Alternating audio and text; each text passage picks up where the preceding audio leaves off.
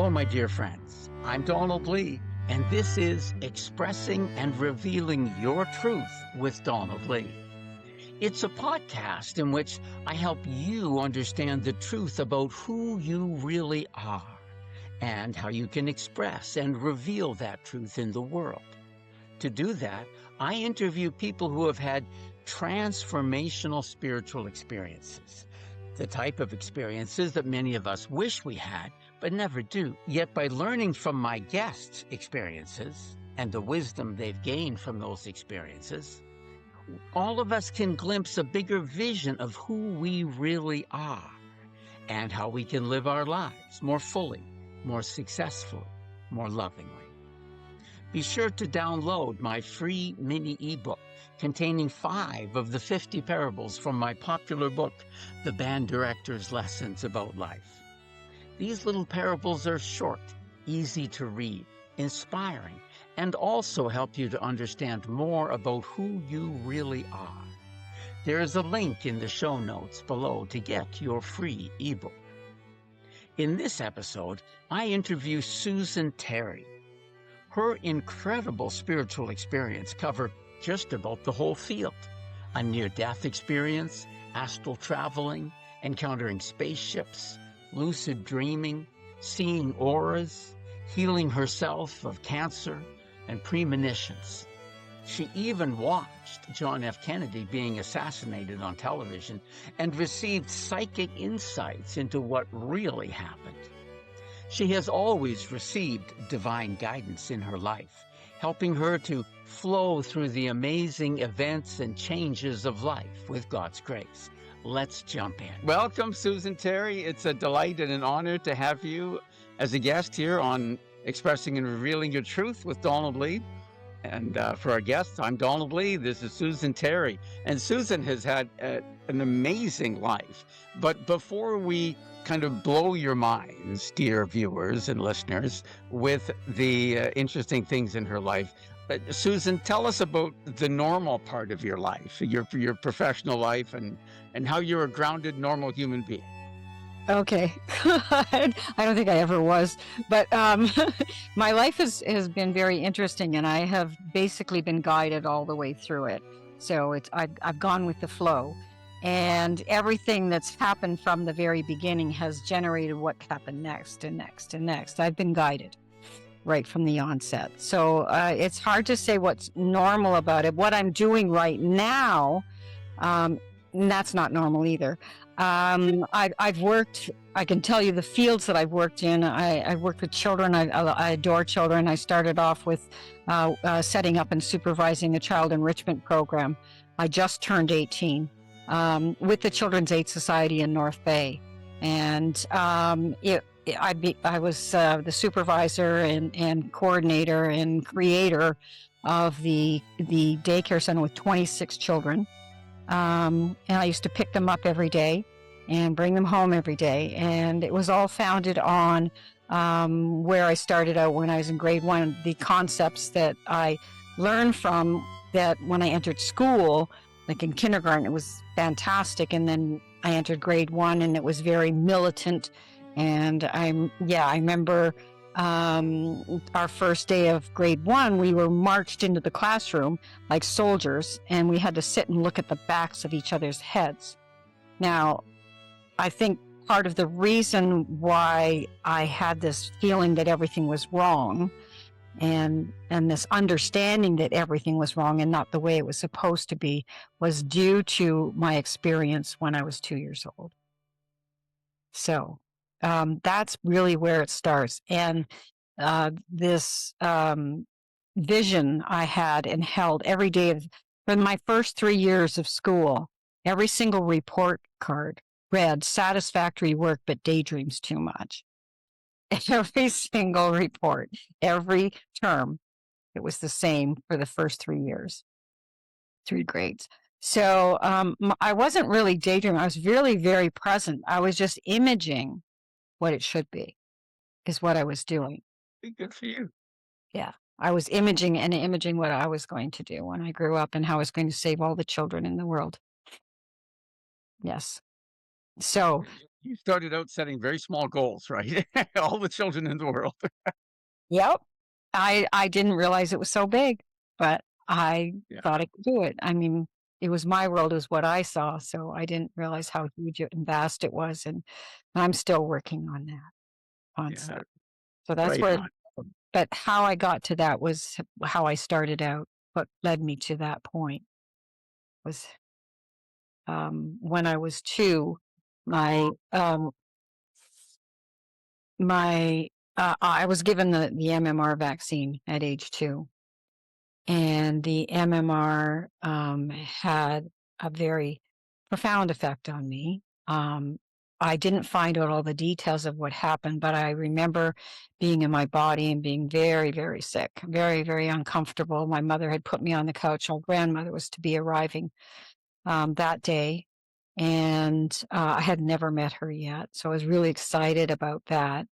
I had a baby brother, so as my mother had me laying on the couch in the living room.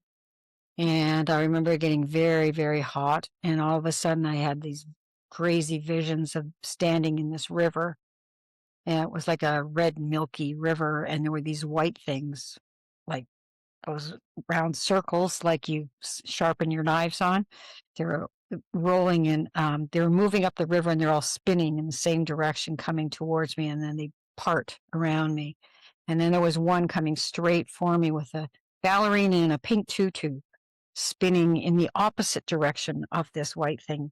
And she had a pink tutu and a blonde ponytail at the top of her head on toe point. And she was coming right at me, and I said, I've got to get out of here. And next thing I know, I was on the ceiling looking down on the couch where I was laying. And this lovely woman with white hair like mine, tinted purple, and she had a cream colored dress with forget-me-nots all over it. And she was laying over, my arms were like this, and her hand was on my arms, and she was saying, hold on, dear. They'll be here soon, dear. Just hold on, dear. Just hold on. They're coming. They're coming. Be here soon. Ah, that's my grandmother. And the next thing I knew, I was lifted up into this beautiful mist. And as I got through it, it was like sort of white light, but it turned out all these, I burst through this cloud, and it was every color of the rainbow. It was so magnificent. And I was greeted by this other lovely woman who was young, who I didn't find out till I was 15 was my other grandmother, who had died when my father was 10 years old, Emily. And she took my hand and welcomed me. And then the next person standing behind her was a man named Yeshua. He was in this long white robe, the most handsome man I've ever seen. It was like, whoa. and he asked me if I wanted to go back, and I said, no way. And then he welcomed me, and I went on the path with this lovely woman. And on the path, I can only describe it as the most magnificent place on earth. Northern Ontario is very similar in the sense of in the fall, with every color of the rain, all the colors on the trees in the fall are my favorite time of year. And it's because it reminds me so much of this. And I'm sure that's why I live here, and on a beautiful lake. And there was like a pond and a waterfalls, and I remember seeing a bumblebee first crawling up my arm, and there was bunny rabbits, and I saw foxes and all kinds of things, and beautiful flowers and gardens and music. And music was phenomenal. It was so phenomenal. And I heard that music later in my life, which I will tell in this story. So where that came from. So I was there for a time, and at the end of it, I remember walking up to this table. It was a big, like a white Greek marble table. And there were all these people I'd met along the path that I called elders. They were in white robes, and they kept asking me if I'd want to go back. And there was one sitting at the table. Jesus was at the head of the table, and I walked up to him. I was 3 feet from him. And this one man was saying, she doesn't want to go back. She really loves it here. And Jesus looked over at me, and he looked back at him, and he said, yes, but it's not her time yet. And his fist came down on the table at the exact moment my mother unzipped the oxygen tent. And she looked at me and she said, "Oh, Susie, you're awake. I'm so sorry you didn't get to meet your grandmother." And I said, "But I did." And I described her to a T, like I was telling you. And her jaw just dropped. And never another word was said about what happened. I had no idea. I just thought it was maybe a really good dream. No one said anything, so I knew nothing. But when I came back, what I came back with was all these gifts that I thought everybody had. I could see auras on people. So this only happened after this near-death experience? When you were before Yes. that, you could not see auras? No. I do have a recall of my life back to 18 months. I have photographic memory. And I mean photographic. I remembered every single day of my life and every single person I talked to, their names. If I ran into a person again, I would remember when I met them, what they said, what they were wearing, everything, every detail. And I That's say, kind of scary. I got to be careful what I say, I guess. Is this what I'm wearing okay? "You're fine." I said I had, and I'll explain why I don't have that anymore, but I still have a super memory of the details in the past, but not as it's a long story, but I'll tell you that later. Anyway, so what happened was, when I came back, I went through life seeing these things and knowing these things, and I had some extraordinary experiences through my life as a result of it. I witnessed JFK's assassination, for example, live on TV when I was 10 years old. I was born in 1953, so it was in 63 was the assassination. Well, I was 9 going on 10. I just turned 10. And I literally just turned 10.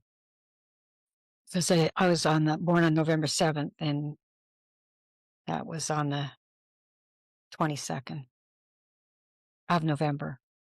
So our teacher in grade 6 was enamored with JFK. And so he wanted us to see history and something great. And he was very interested in the stock market and things like that. And so, he had asked me to do, we did an assignment, and I did an assignment on the stock market and did a projection of it into the future, and predicted that in 1986 there'd be another crash. And he said, "Oh, that's really good, but there's no way that's going to happen because they have all these safeguards in place." I wish I could. Yeah. And it was 87. Yeah, the thing started happening in the end of 1986 that moved into 87. And that's when it actually crashed. But 86 was when it led up to the crash. So I see things as they're happening, at the beginning of them, the onset. So wow. Anyway, so I witnessed this accident, this JFK's assassination, and I saw every single detail of what happened. I was sitting 5 feet from the TV, right in the front row in grade 6. And I remember seeing every detail. I heard every shot that was fired. I knew that everything they said about it after was a lie. I knew that there's no way he could have been shot from above. He was shot from below because I saw the shot go through below his ear. I saw the back of his head fly up. I saw that the car slowed down. I knew that the shot that shot him in the throat was from the driver. I knew all of this. Really? Yeah. Everything. Like, as soon as they turned off from when they were supposed to take the parade right up Main Street, as soon as they made that detour turn, it was like my spidey senses went up. And everything I started seeing from there on was in slow motion. I saw it all slowed down, so I saw everything, and I wondered why the driver slowed down. I knew there was something, there was a conspiracy, and I vowed to find out the truth. And I have found every single detail of everything, and I mean everything, right back to the reason why this took place, which is phenomenal. Okay, quick detour. Yeah. What's the reason? What's the reason? It goes to President Sukarno, and I ended up Indonesia. in Indonesia. I ended up somehow, don't ask me how I got there, because I get in all these crazy places and I don't know how I get there, but I do. I got invited to sit on the council of President Sukarno's descendant, who was the M1, Royal K681 M1. And his name was Sugiharto Negoro from Indonesia. That was his grandson. And I was invited to sit on his council, and I was the World Prime Minister for National and International Humanitarian Assistance. And so I did a lot of research, and I found out that there was what happened in 1963 prior to the assassination. President Kennedy had put out a thing called, he was very close to Sukarno. And he and I think it was Gorbachev, were working to, it was Sukarno who had initiated the United Nations. It wasn't those who are running it now. They took over. They were the Bretton Woods, who were the criminals. They took over the United Nations. But the World Bank, Sukarno was chosen as the M1. The M1. What's M1? M1 is the monetary one, who was he was the protector of all the keys, codes, and certificates in the land repounding for all the kingdoms in the world to protect them from the Rothschilds. So the reason he was selected was because of his connection, with very spiritual connection. And he was quite young when he was selected, but then he became the president, and he was selected in 1930s. I think it was near during the war initiations way back then. Yeah. So he was there to protect all the treasures for all the people, and it was to protect them for the kingdoms, for the people in the world, so that it would be distributed out to the people in the world. So I was invited to sit on the council to help assist in this. And because I worked in the media, I'll get to that later, but all the media, I became the person who was doing the media for the world. And I did all the research because I was a research journalist as well, and still am. And so I researched everything, every detail of what was going on. And it was all part of this. And I found out that John F. Kennedy had signed an agreement with Sukarno called the Green-Hilton Agreement with William Vucker of the Swiss bank, Sukarno, and Kennedy. They signed that agreement on November 14th of 1963. And prior to that, John F. Kennedy had put out Executive Order 1110, which was to return all the treasures, all the money from my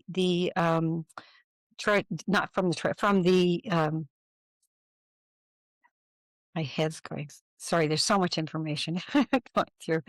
From the Rothschilds, and not from the bank, not the U.S. Treasury, from the reserves, the Federal Reserve.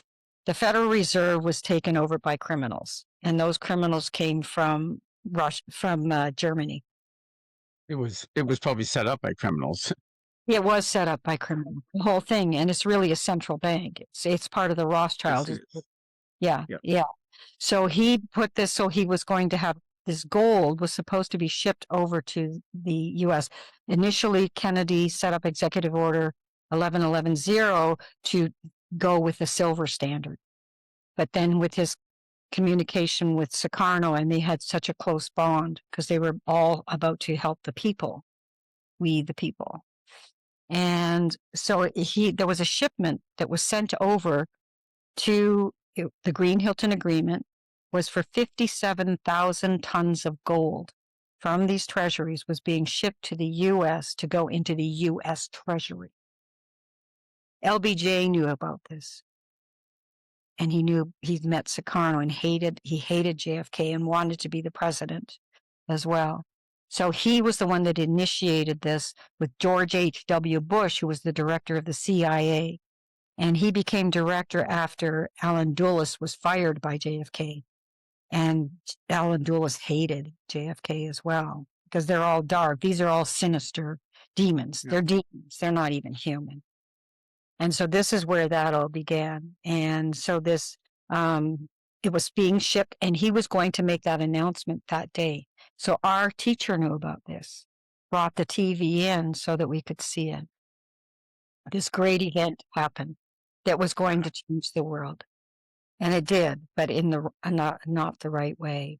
And I'm proud to find out every detail, and I have.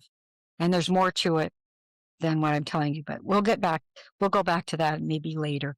But anyway, well, maybe we'll have a second interview that will deal just with this kind of stuff instead of, more generally with your life. Yeah, that would be a really good idea. I wasn't planning to go here, but we kind of got here somehow. Well, it's fascinating. I wasn't planning to go there either. I didn't know there was a place to go. So, yeah. Okay, but let's carry on with your life. You became a journalist, very successful. Yeah. Well, I think what I did, I started out my very first job, I set up and supervised a child enrichment program. And I think this is an important part because I've always had such a love of children, all children. And because I know we're innocent, all of us. And it's only by, what we have to encounter. I mean, I've encountered some negative things because my father was in World War II. And so I saw a lot of negativity. But I always rose above it. I don't know that I've known innately the only thing that we really are that is true and real about us is what we are, which is the essence of love. It's life's omnipotent verities eternal. And that is what we are. That is what creation is. That is what enters the womb. This is our spacesuit.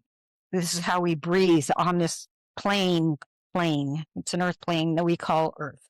And it's we're here for an experience to raise ourselves up.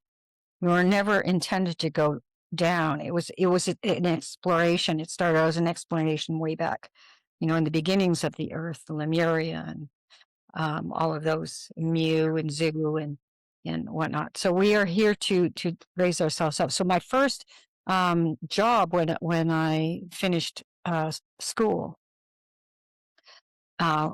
was when I was just 17 actually. I got the job when I was 17. I turned 18 the next day.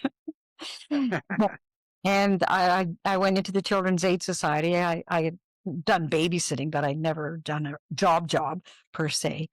And I went into the Children's Aid Society. There was this, they were getting a government grant, and they wanted to set up a child enrichment program.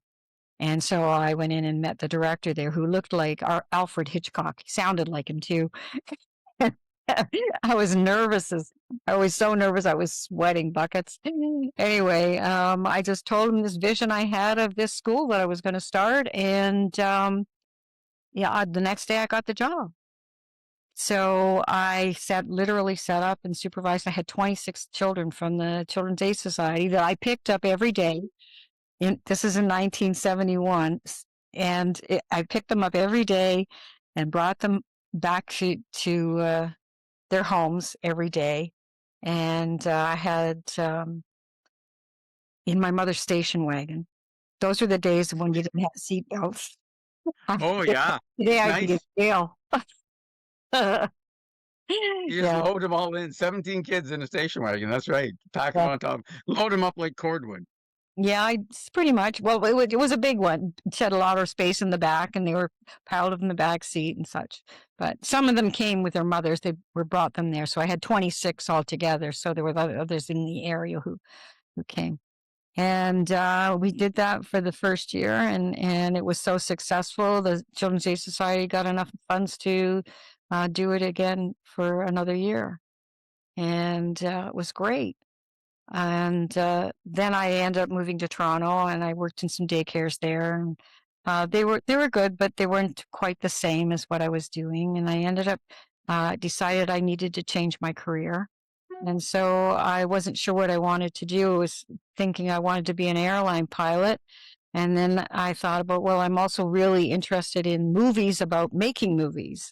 So I thought, well, this was after I had my close encounter with it. I have to go back up the truck here, because in Niagara Falls, before I moved up to that daycare to North Bay, when I was 17 years old, January 1st, in the evening, I was in Niagara Falls at that time. That's where I was born and grew up. I had went out one evening with my boyfriend, and we went through the Niagara Parkway driving, and then we decided we were going to go parking in his souped up Ford Econoline van, and with hush thrush mufflers. And anyway, that's another thing.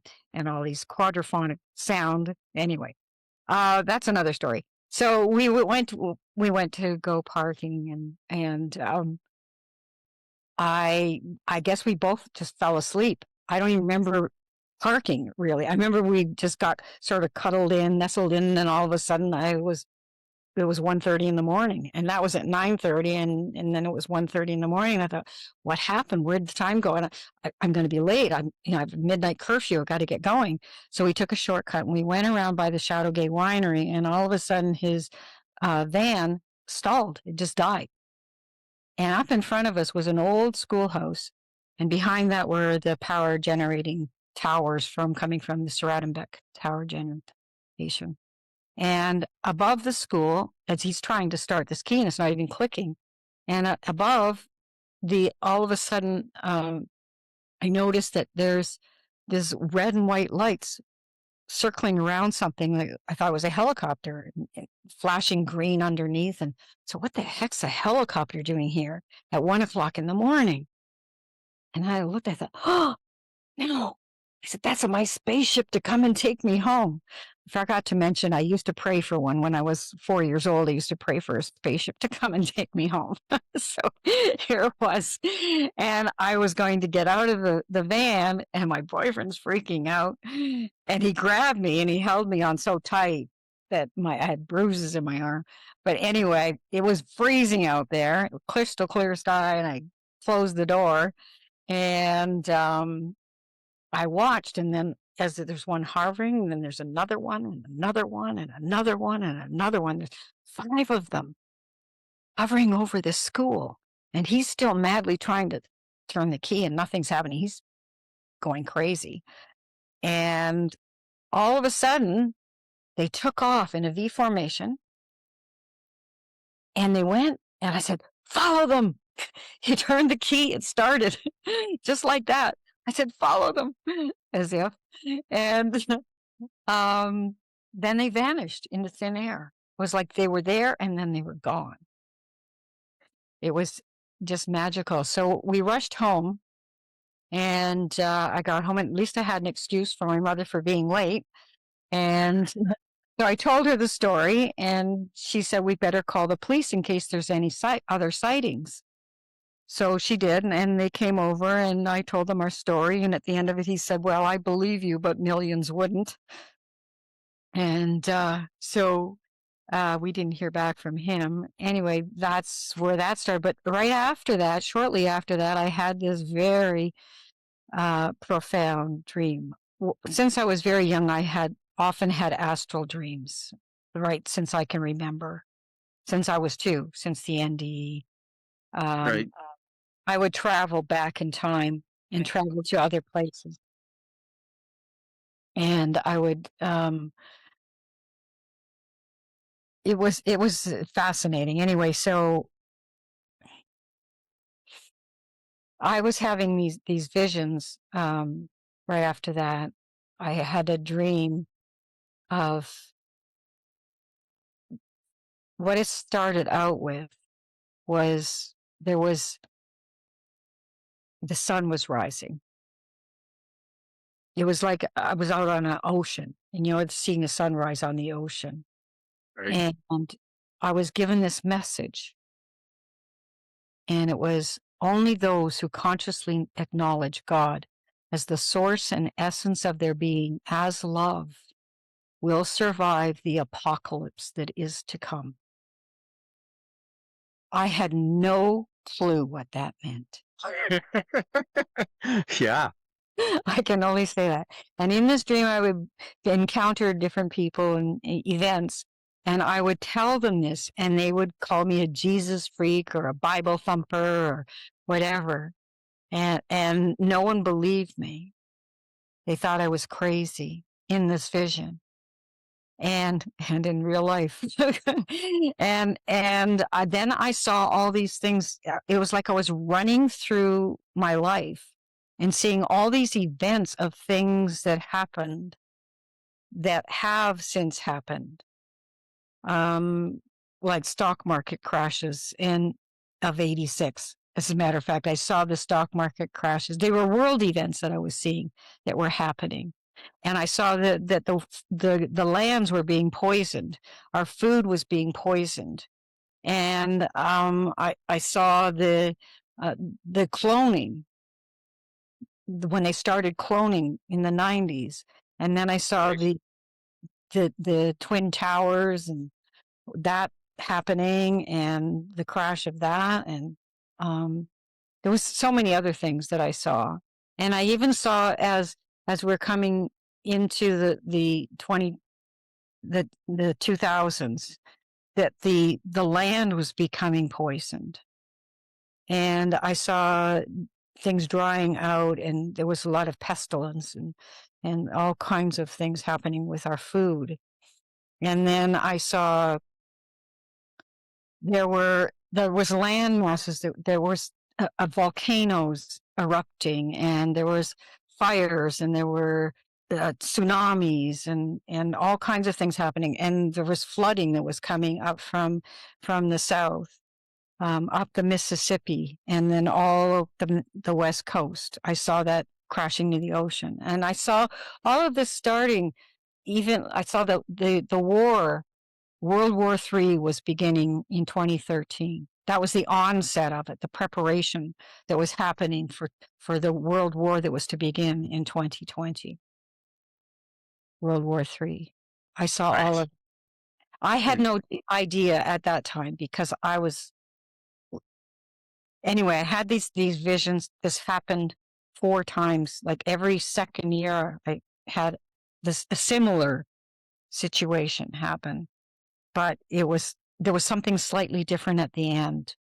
And the last dream I had of it, how it ended out, how they ended, I should mention that. I saw this black clouds coming in. They weren't clouds, it was like black ink coming across the sky. And then this beam of light came down on me and lifted me up into the spaceship. And in the spaceship, there were all these beautiful people sitting there in yogic positions. And at the front of it was a huge, like a football field almost. It was huge, massive. And the walls were luminant. They were all sparkly white. And all these people were just like angels. And at the front of the room, there was a throne-like chair. It was like a white marble chair.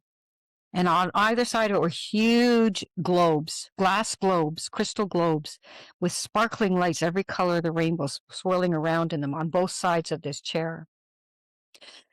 And I was looking for a place to sit, and there was only one place left at the foot of this chair, the throne, which I walked through, and I walked by smiling at all these beautiful people and sat at the foot of the throne. And all of a sudden, this man materialized in the chair and in a white robe. This is in 1971. So this is before Star Trek. Anyway, he started to speak. There was a hush in the room, and every word that he said was truth. Every word was truth. And I knew that we just had to listen attentively because we were the ones who would start the world anew. And then we started flying over the earth, and I saw complete devastation. And the devastation was it looked like Sudbury used to look with the slag. It was all wiped out. It was like burnt. But then we flew down the coast, and as we came into this beautiful, over the ocean, you could see coral reefs and fish swimming around in there. And then we flew into this wonderful, magical place, and it was lush. And with a river, there was mountains way in the background surrounding it. And this river running through it down to the ocean. And as we were flying in, I knew this is where we would start the world anew. And magically in 2020, I'm going to jump forward again because it's all okay. I was invited by friends that I had met through a number of these wonderful groups that I had encountered through my life, but I'll go back to that later. And they had invited me in February to come and visit them. And because we were wanting to put a peace school. They wanted a peace school there. They were setting up a health and wellness center there. That was their plan. They were from the US, or actually originally from Africa. And so as I was flying in to this place, because you had a smaller plane to go in there, it was exactly what I saw in this dream. Wow. Do you want to say where that is, or do you want to not say that? Sure. It was Belize. In Belize. Okay. So we're flying into the Moho River. I've got photographs of it. And it's just like I saw it, and with the majestic mountains in the back, everything.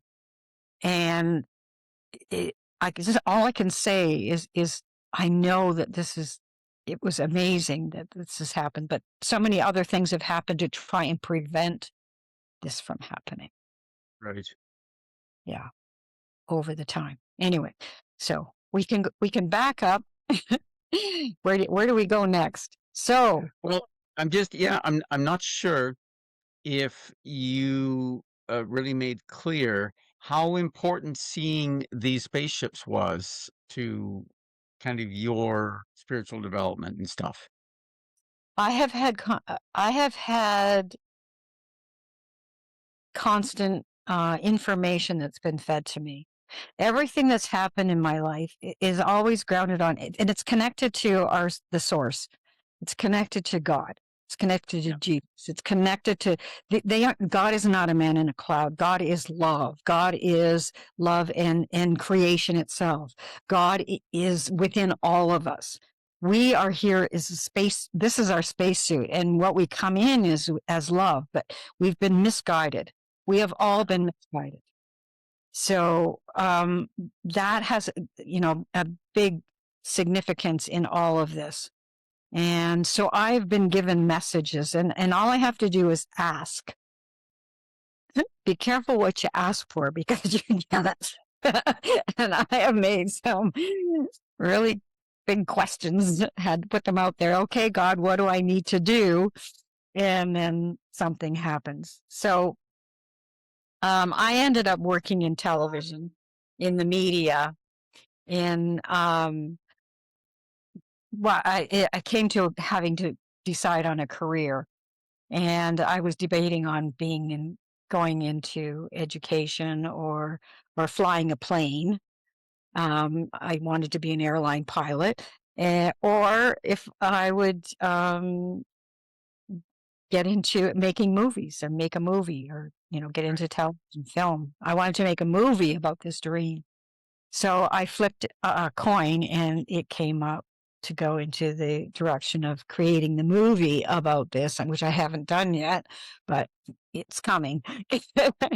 So So it came up that, and immediately that day I went in and enrolled at the college in the only college that had ENG. They were the forefront in North Bay. Canadore College was teaching the RTV, radio and television broadcasting. So I enrolled and got accepted, and I was the last one to be Can you accepted. explain what ENG is? Electronic news gathering. So that was the beginning of electronic news gathering. They were using film in the studios at that time, up until actually the year that I graduated. That's when they switched to the ENG. So I got offered jobs in every single one. I ended up as the most outstanding student and did all kinds of crazy things, made commercial. They made a commercial for Lee Jeans that I did it in half a day. The whole thing, right from thinking it out, figuring out what it was, and grabbing the cameraman, getting some people together and doing it. And I put it all to music, and it was Be Free and Lee's. And it was, Yeah, Be Free and Lee. Yeah. yeah, yeah, there you go. I That's used your, to wear Lee jeans too. I'll bet you did because it goes with your name. Yeah. So, yeah, and I got an award. I got the most outstanding student award for that, and I did all kinds of things. So I went out and applied for jobs, and I got offered jobs in every single network in Toronto, as well as Crawley Films.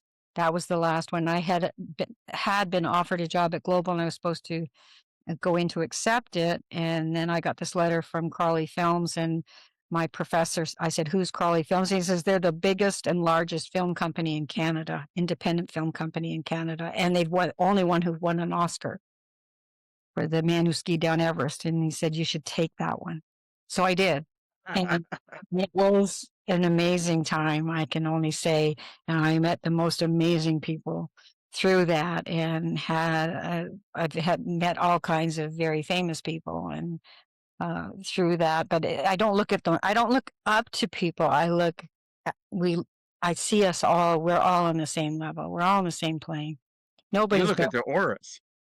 That's exactly what it is. Yeah, Yeah. I see that. And I see when there's things that are off, and I try to help point that out to them, but in a nice way so that they can see it. Most of us are not really very open to correction, shall we say. No, no. See, and you can't foist anything on anyone. You can only offer, but you cannot push anything on anybody. You can only be there as a cushion to help them when they fall, push them back up, basically, and offer. You can offer guidance, but you can't make anybody do anything. So hopefully, I try to live by example. So anyway, that was an amazing time, and then I immediately got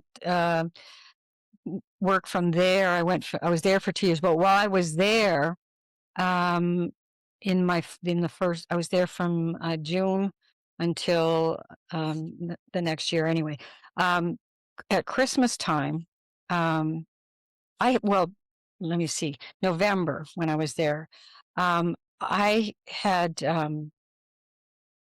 I knew that I always ask, okay, what's more to life, God? What do I need to do next when Right. something comes up? And I was feeling um, accomplished, but not fully. But before that, I had met this man who came across my threshold at Crawley Films. He walked through the door, and his aura was just way out there. And I thought, wow, this man's going places. I want to know where it is. That's what I thought. And he introduced himself. His name was Yancey Bukovic. And Yancey was a partner in Mime of Marcel Marceau. And he came in, he said he wanted me to help him to get this TV show going on Mime, and asked if I could. And I said, well, sure, I'd like to. So we had a few meetings over time, and that was in November. And then I still didn't feel that was the reason that he was in my life. And then on the last day before Christmas was December 22nd. And So what year is this again? this is 1978. Okay. 1978. Yeah. So this last day of work, I was feeling distraught. I just felt something was not right and something had to change. I wasn't feeling happy with what I was seeing in the world. I wasn't feeling like I was really accomplished. And so this last day, I was waiting for an envelope to come in, to a big check that I had to send off to the head office in Ottawa. And I was closing the office at noon. Well, the check didn't get there. I waited and I waited and I waited. And 1:00 rolled around, 2:00 rolled around. All of a sudden, they finally, at 2:00, they came in and brought the check. And I gathered up all my papers and mail and was running down the hall to get out of the office. And the doors opened on the elevator just as I approached it. And who should come flying off but Yancey Bukovic? And we literally collided. And all of my mail went flying all over the place. And he said, God, you're still here. I've been praying since 11:00 that you'd still be here. I said, so you're the son of a bee who held up my mail? He said, well, I really need to talk to you. And I said, I really need to talk to you too. So I invited him for tea to my place. And he came. And I live not too far from there. So in my apartment on Madison Avenue. And so in Toronto, not New York. No, in Toronto. Yeah. Yes. Madison in Toronto. Yes. Good point. And oh no, it wasn't. Oh, sorry, it wasn't Madison. No, I moved there after.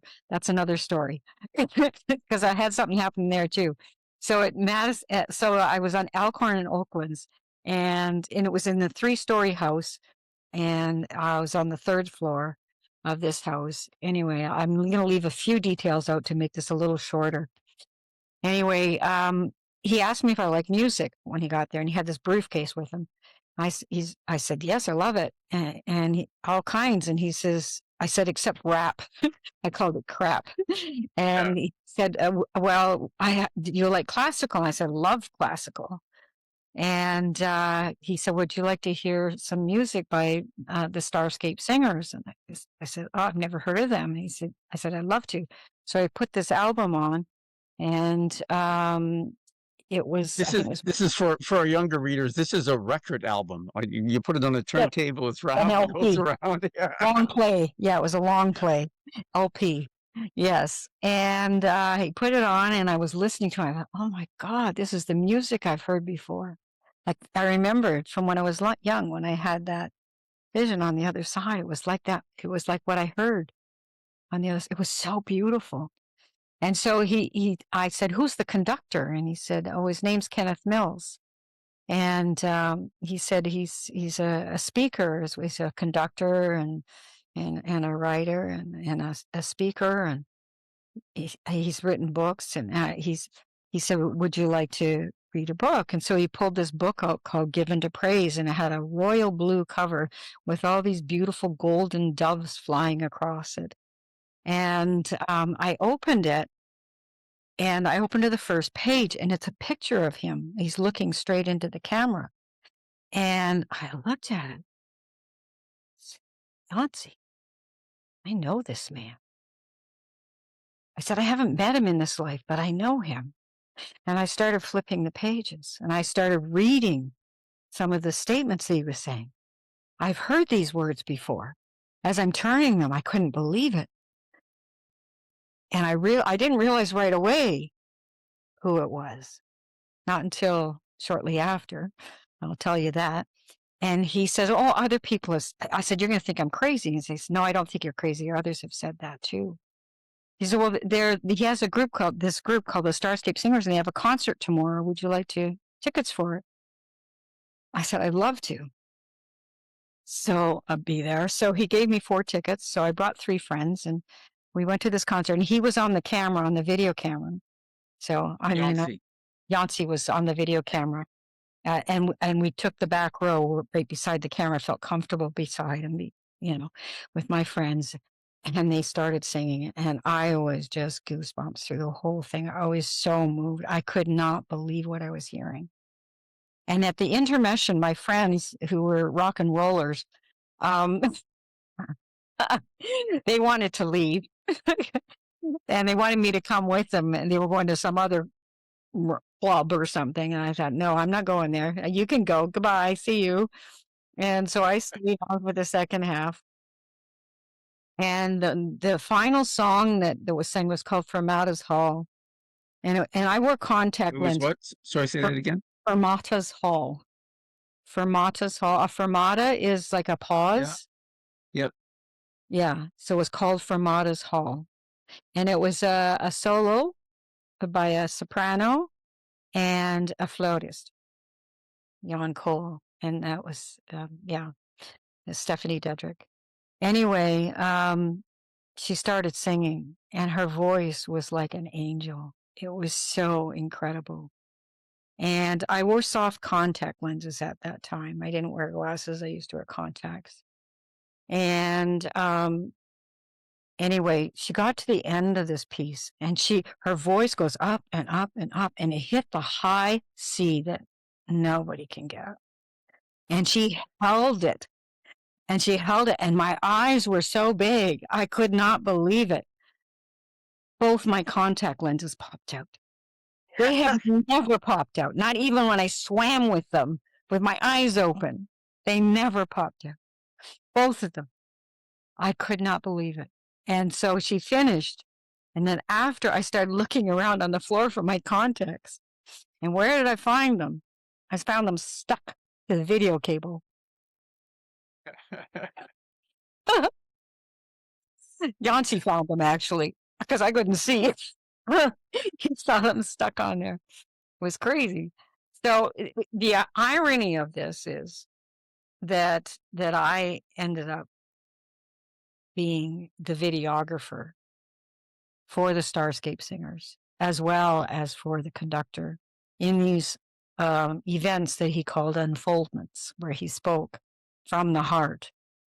It wasn't pre-recorded. It wasn't pre-thought or anything. It was spontaneous speaking. And it was the same as what I heard on the other side. Wow. And it was it's about everything. It was about who we are, what we are, and everything he spoke was from the moment. And I ended up, the first time, when I first met him, I've been him backstage briefly. And then Yancy asked me if I wanted, to meet him again. I said, absolutely.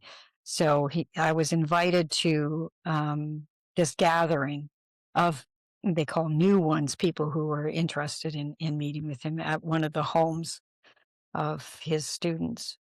And so I remember that night when I went there, and it was really strange because it was on a quiet street on Drury Lane in Toronto. Drury Lane. Drury Lane. Yeah. It's not the Muffin Man. You went past the Muffin Man's house, right? Yeah, I did. All the way to Drury Lane. And it was winter. It was January 7th. And so the sky was the same sky as the sky when I saw the UFOs. Oh, right? wow. Crystal clear. It was that star and the moon nestled, with the star nestled in the moon, sliver moon. And I'm walking up, and it was still it was the same kind of night, but not quite as cold as that back with the van. And as I'm walking up, I was almost at the door, and there was cars all parked around there, but there was nobody there. And I got up near the door, and this dark voice behind me said, "You can turn back now." And I turned around and looked, and there was nothing behind me, no one. And I said, "Get thee behind me, Satan."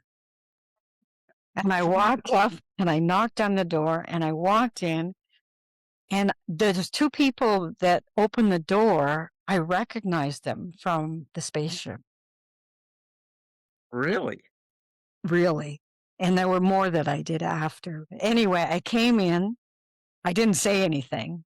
I just recognized their faces. I have a photographic memory. Yeah. Yeah. So when I got in, there was this room full of people, and there was wingback chair sitting there, and I was one of the last people to come in, and then two more came in after me. And then all of a sudden, they had some nice music playing and soft, and it was just everybody was sort of in a meditative, not sleepy meditative, but just very focused. Right. And enthusiastic, anticipatory. That's the word I want. Okay. And then all of a sudden, I jumped up, and at that moment, he opened the door. I felt the energy, and I jumped up, and he opened the door. They came in. He came with his assistant, and he was introduced to the two people before me, and then introduced to me, and by this man named Jan Cole. And he said, "This is Susie Wills," and he said, "Oh, so nice to meet you, Susie." And when he opened the door, when he came in the door, the first thought that came to mind was, "Where have you been?" That's what I thought. It was so bizarre, because then when he took my hand and he said, "Very nice to meet you, Susie," and he started to walk on to the next one, and then he came back and he grabbed my hand again. He said, "Where have you been?" He said that to you? Yes. I said, "Oh my God, I was just thinking that."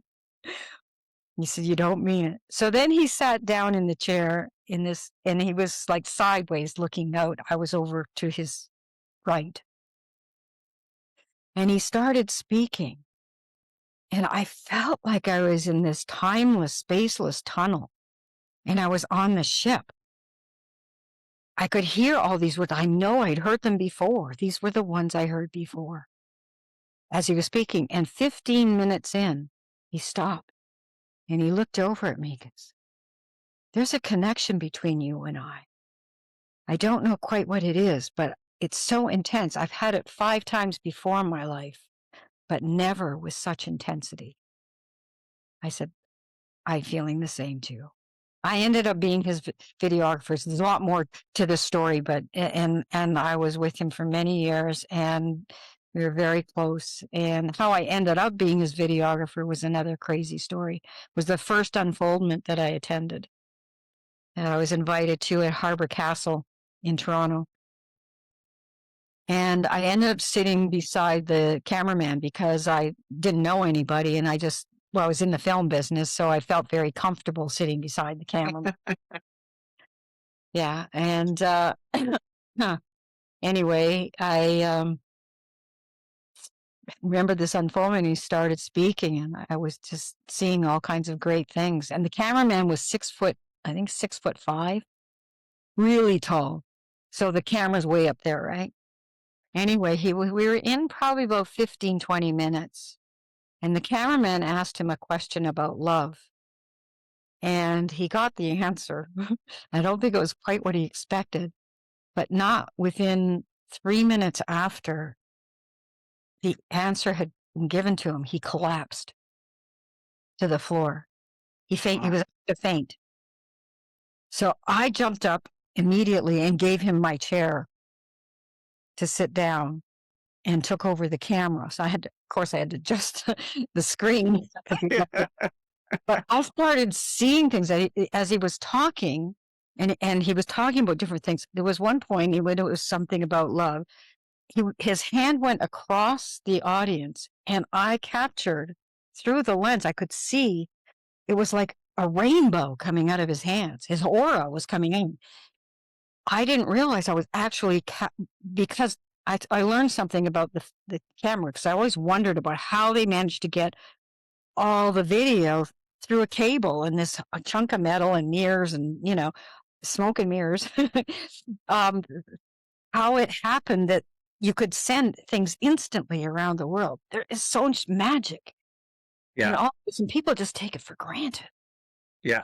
So I was seeing these colors there. Well, I did not realize that they were actually captured on the videotape. What I was captured on the videotape. That's why when people take pictures, they could take the same picture of the same person at the same time, and they would all come out different.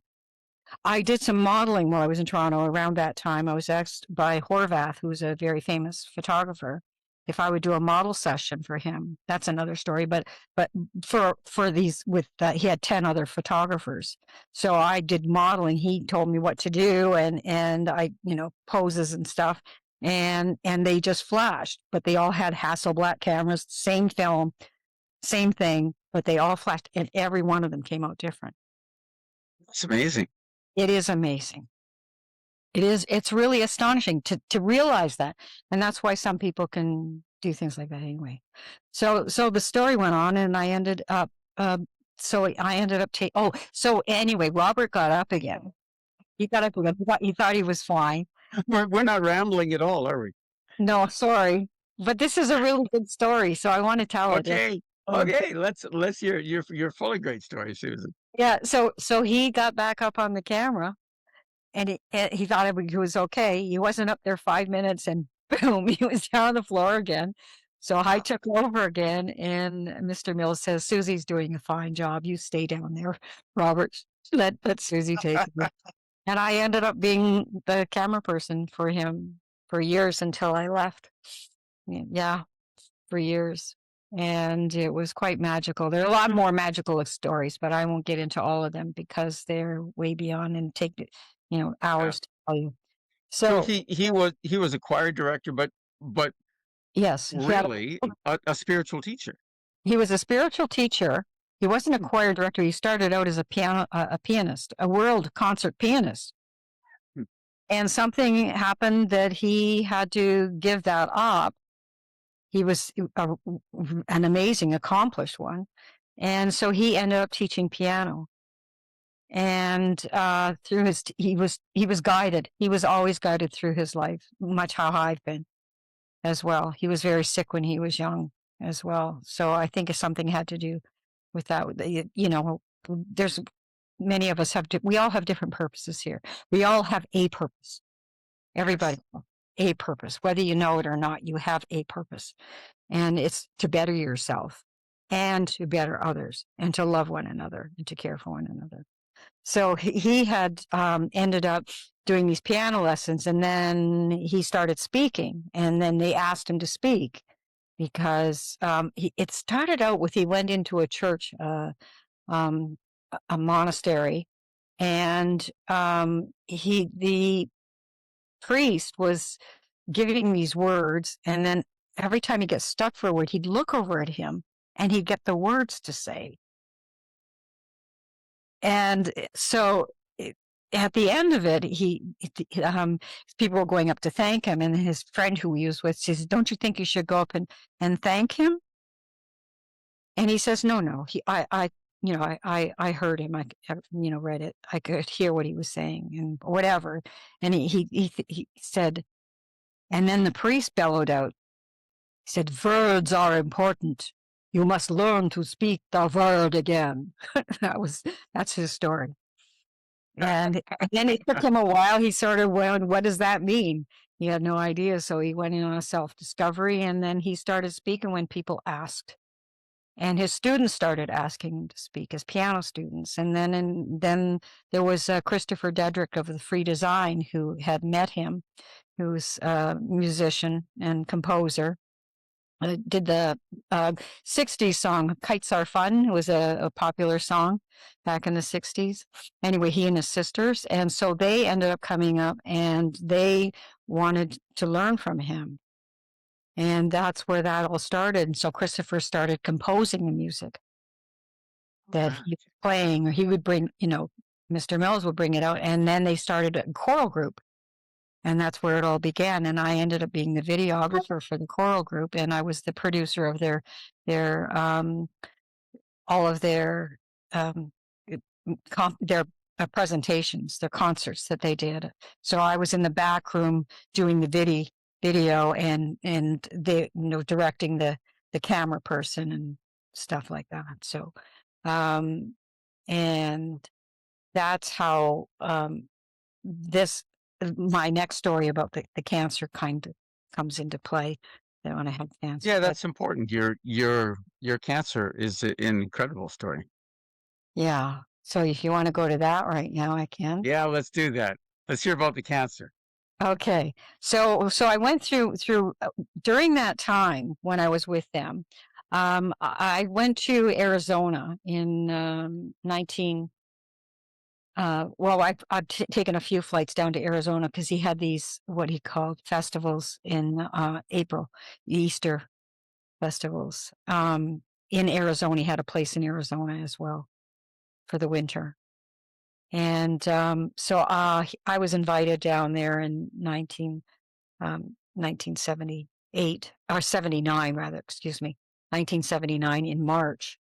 And I didn't know how I was going to get there because I didn't really have the funds, but I just knew I wanted to go.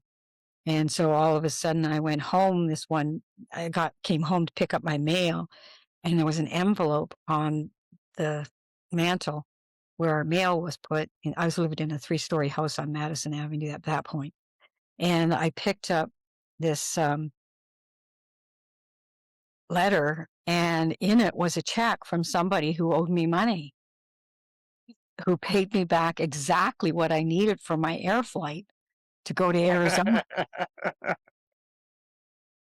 It was crazy. So anyway, I went down there and had an amazing time. It was just phenomenal and learned a lot of things. But then I went again the next year. And while I was on the plane, because the next year I was doing a film for Husky Oil and in Calgary. And the day of the trip, the day of that I was supposed to travel to Arizona was the last day that I was working on this film in Calgary. So I talked to the person I was working with, and he gave me the cash so I could take the trip to Arizona.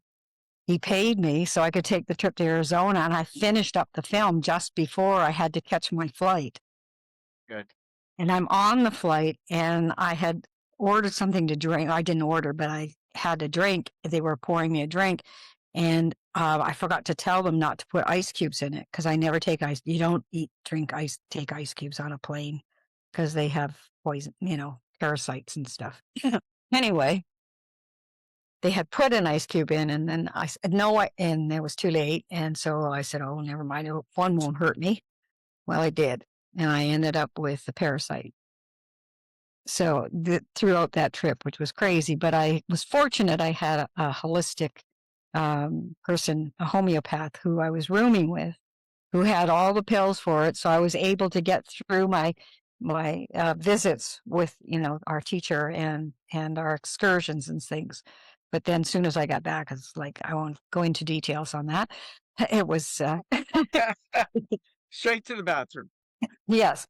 So from this parasite, this is how I'm going to get to the cancer story, but I still, through all of this, I managed to manage it. I was managing it, but I went to a doctor's when I got back, and I was sick for over 2 weeks. And I remember having, I had visions of Saint Anthony. Yes. And the patron saint of lost things. Lost articles. Yeah. And Saint Stephen as well. These saints were coming to me, and Saint Stephen in particular. And anyway, that's another story too, but I won't get into the details of it because it's a long one. But through that, it got me through, and I went to doctors, and they gave me prescriptions for the parasite. That prescription turned it into colitis. Then I got more prescriptions for the colitis, and this is over years to deal with it. And then that colitis turned into acute ulcerative colitis. And then that turned into cancer, colon cancer. And by this point, we're up. What wonderful medicine we have in the Western world these days, right? Yep. Well, first I had that vaccine, and I have never been vaccinated since, by the way. And so, and I learned a lot. I learned through these things. There's a reason that I've gone through them, and I realize it now. And I didn't understand it then. Like, why are you doing this to me? Yeah, that's right. Anyway, so I had gone to this doctor, gastroenterologist, and he had like records like this thick. And I went in this one time in 96. And it was late 96.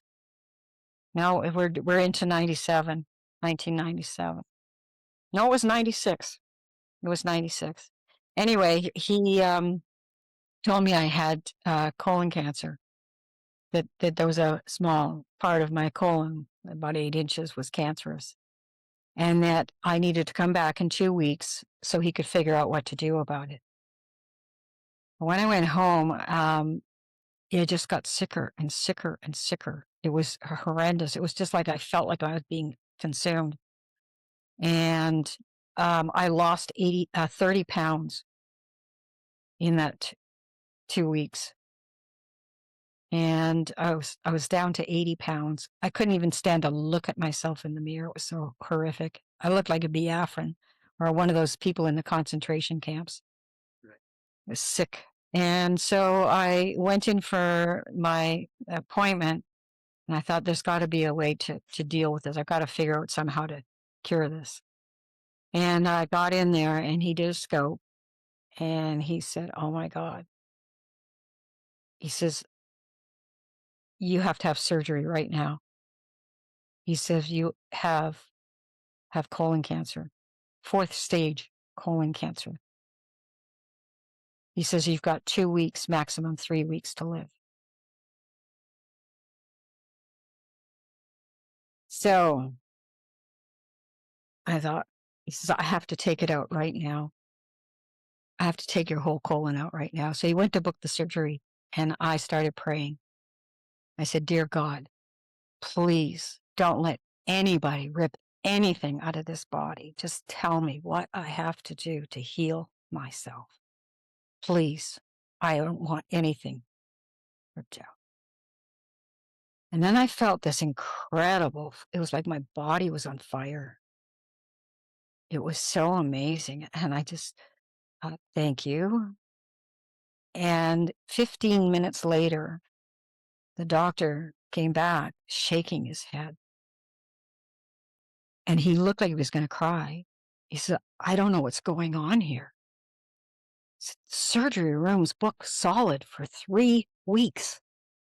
It hasn't been booked more than a day in the history of the hospital. So I don't know what to do for you." I said, "It's okay." I'm just full of joy at that moment. He's freaking out and you're calm. He's saying, don't worry, doctor. I'll be okay. You're gonna be okay. Everything's gonna be okay." And he's panicking. He said, "No, you don't understand. You're gonna die." Yeah, that's exactly right. Exactly. And I said, "Everything's going to be all right. It's okay. I'll be fine." He said, "Well, I'll give you a prescription for the pain. That's all I can do for you. And I pray you get back here in 3 weeks." And I said, "I'll be fine." He said, "Bring your suitcase." I said, "I will." I'm fine. And I left, and I'm driving home. It was cloudy when I went there. It's an hour and 45-minute drive. And so on the way back home on this drive, it was sunny, beautifully sunny. I felt like I was carried all the way. And I started remembering things. And I remember this book I read called "Physician, Heal Thyself" by Jethro Close. Anyway, it was a book. It was an amazing book. And I know we have the power to heal. Right. And then right after that, I remembered one of these rehearsals that I had videotaped. I used to videotape all the rehearsals as well. And they did this piece called The Fire Mass. And The Fire Mass is one of the most powerful. You can look at it on YouTube. Look it up, the Starscape Singers in The Fire Mass. And I remember this one rehearsal particularly of the Kyrie, the first part of the Mass.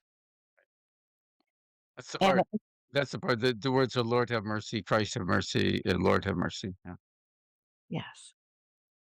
Anyway, this one rehearsal I was remembering, there was this woman who was there. She was an elder woman. She was about 60 years old, and she was sitting beside me. And as I mentioned, I see auras. Her aura was gray. And she looked sickly. And the only time I ever see the gray aura, anyone who I've seen it on died within 2 weeks. Was this before the cancer story or after? Are you jumping around here? Oh yeah, no, I've seen aura since I was 4.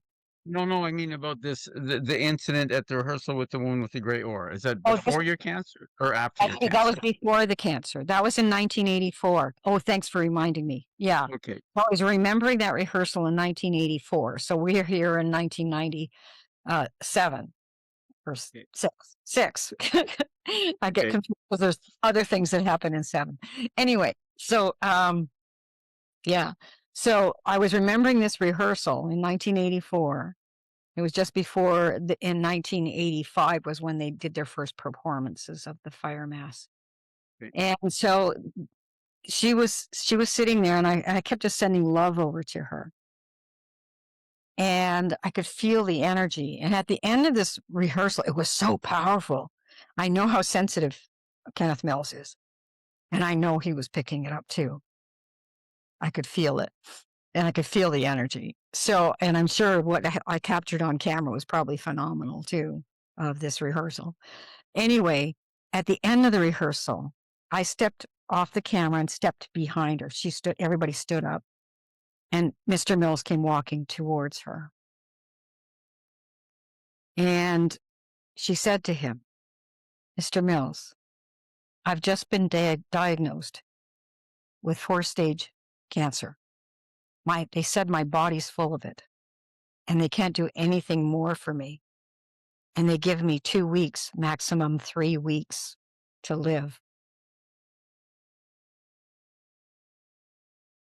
So he embraced her. And at that point, I'm behind her. So I'm looking him straight in the eyes. And the whole room filled with this golden light.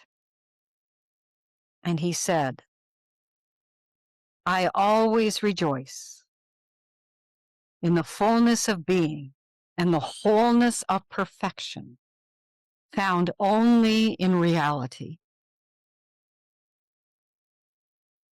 And as I'm remembering it, I wasn't just remembering it in 96. 1996. I was reliving it. Right. I had never thought of that moment until 1996 again. I had a photographic memory. I was reliving it. It was like a Right. movie, a replay of a movie. And I'm driving. And it was so sunny. I felt like I was carried all the rest of the way home. I had another hour to go, an hour and 45 minutes. I got home, and as I walked in the door, our phone was ringing. And these are the old phones too, like the Yep, old I remember them. the real phones. I like those phones. I want them back. This is before cell phones. Yes, I don't like cell phones. Anyway, so I picked up the phone, and it was a friend of mine. Her name was Marjorie Lewis.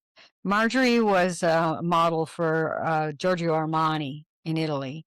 And we were good friends in Toronto. And I had brought her to this Fire Mass to see the Mass. Now, I was in the back room doing the production, but she was in the audience watching the Fire Mass. Anyway, so here we are, jump forward to 1996. And she said, I'll just tell you what happened, because after that performance of the Fire Mass this is significant too, in 86, she said to me that she felt like her body had been washed over by this scintillating love light and healed her. I didn't know she was sick. Anyway, this was after. This is your friend, the model. This is my friend, the model, in 1980. She had said that. She said, "I want to do something for humanity." And she became a shiatsu therapist right after that, a registered shiatsu therapist. So she had done some treatments on. She knew I had colitis before that, and she had helped me out a bit with that. But anyways, she called me and she said, "I don't know why, but an hour ago I was prompted to send you this book called Food and the Gut Reaction by a woman named Elaine Gottschall, who had a daughter who had acute ulcerative colitis. and when she was 8 years old. And she was in the health field, and she collaborated. She was a holistic practitioner, but she had a friend who was a gastroenterologist as well. And together they came up with a remedy and a diet that healed her daughter. She said, I don't know why, but I put this in, I hadn't given her my diagnosis either. Yep. She said, I put it in Purolator and you'll get it tomorrow. And so then I told her what had happened, and she was kind of blown away. And I had literally hung up the phone, put it in the cradle, and it rang in my hand, and I picked it up, and it was my oldest sister who had moved to British Columbia and was studying herbology. She said, I don't know why, but an hour ago, my herbalist teacher told me I should give you this herbal tea remedy for ulcerative conditions. I didn't even know her teacher. So anyway, I wrote down all the herbs that she told me to get, and I went into the store, into town, and picked them all up, brought them back home, made a huge pot of tea. And I did that every day for the next 3 weeks from this remedy. And then I made up I got the book the next day. I read it through within a couple of hours, and it had recipes in there as well. It had all what you needed to do in food, how I had to change my diet completely. All red meats were gone. You could let's start off with vegetables and grains, but only non-GMO and certain grains, and there are a lot, no wheat, no sugars, things like raw honey and maple syrup, not anything that's mixed with anything. Pure. It has to be pure and raw. And I made my own yogurt as well. There was a recipe for the yogurt and all kinds of yummy breads and things like that. So I made my own bread and everything. And all fresh vegetables. I started growing a garden, and so we'd have all the vegetables as well. So I stuck to this diet for the 3 weeks, pot of tea every day. And I went back for the appointment. And I got in there, and the doctor said, I hope you brought your suitcase. I said, I did, but I don't think I need it. And he laughed. Yeah. And then he did a pre-exam, pre-scope. And he looked at me, he said, what have you done? I said, why do you ask? And he said, because I want to know, what have you done? And I said, I want to know why you're asking. So because I want to know, what have you done? You tell me first. Yes. Because if I didn't have all of this on record, if I hadn't seen you before, this was the first time you walked in my office, and I didn't have all these records that I have, and his binder was like this thick. Yeah. He said, I would swear you were never sick one day in your life. I have never seen such a healthy colon, ever. It's perfect. So he was blown away. He made me tell the story that I told you just now. Yeah. And he made me write it down. I wrote it all down for him. And then he wrote miracle in big red letters right across the bottom, big red letters across the bottom of my chart. They don't do that. Doctors don't do that. And he said, I'm going to take a sabbatical for a year, and I'm going to study this in London, England, and I'll be back in a year. He never came back.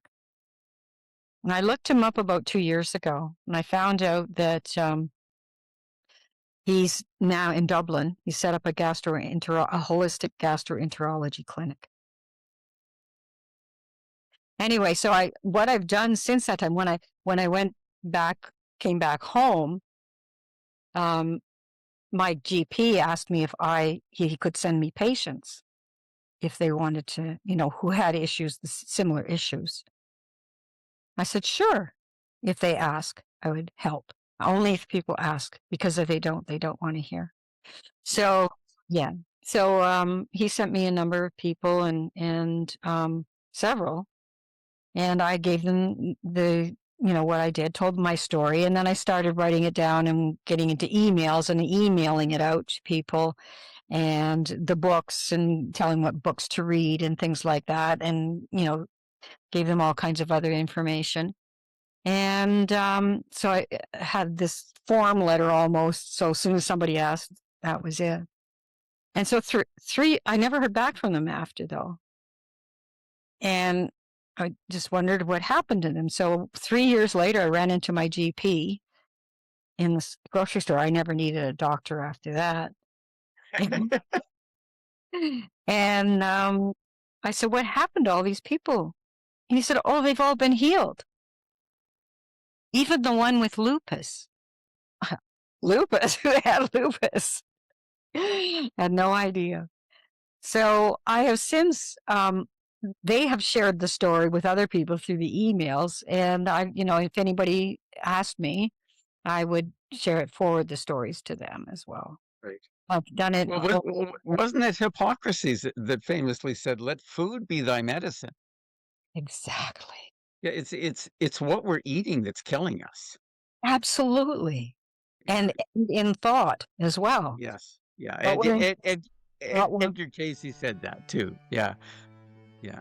I love it. Something I won't get it exactly right, but something like, what you eat and what you think together make up what you are. Healthy, sick, happy, sad, whatever you are.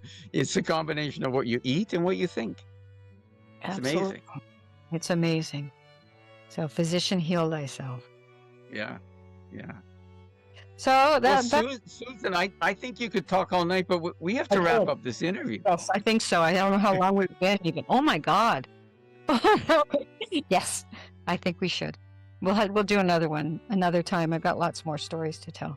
Okay, well, in our next interview, then we'll delve into some of these things that you've touched on, like how you know about JFK and all this kind of stuff, and other interesting things, revealing, your special clairvoyant insights into important events in the world. Yeah, we'll look at that. I read that too, so I've got a lot of these articles out there that give the clarity of what's been happening and how we got here. It's S. Terry's Substack, STERRYS Substack. I can probably send you the link, and if anybody wants to. I'll put the link to your Substack in the show notes. That's right, and I'm sure some of our viewers and listeners will be interested in checking out your Substack. Absolutely. We'll okay. Thank you so much.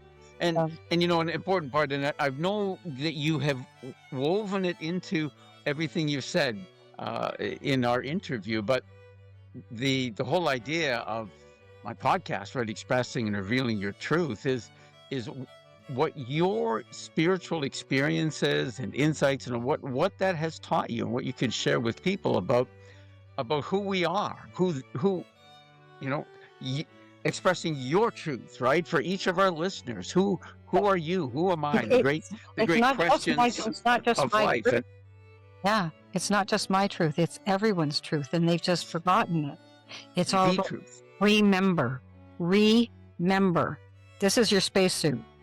Remember. So you're reconnecting with your consciousness, and we all have it. We just have to wake up. And the unfortunate part, and I won't get into a lot of details, but with the bioweapon, the pineal gland has been affected. It's been blocked. The Akashic records are blocked through that nanochip, and with the PCRs and all of those things. So we're in a world of angels and demons. And that's what it is. And we are here to raise ourselves up. And even if you've succumbed to that, you can still, as long as you've got 1 ounce of love in you, you can still come back and you can heal yourself. 1 ounce. All you have to do is to let it grow and feed it. Feed the love. Yes. And don't feed the fear. False evidence appearing real. Yeah. Feed the life's omnipotent verities, eternal truths. This is our existence. We don't die. We come and we go. And depending on what we've accomplished in this lifetime, we will end up on that level on the other side, but our spirit will be there. but some will be in limbo. And, there's other things I could get into there that explain, what happens to suicides and things like that. But it's different for everybody. Everybody's unique. My house has many mansions, and each one of us has a different room in that mansion. Yeah. So we're Amen. That was beautiful. Thank you so much, Susan. Thank you so much for being a guest, and God bless you in all your future endeavors.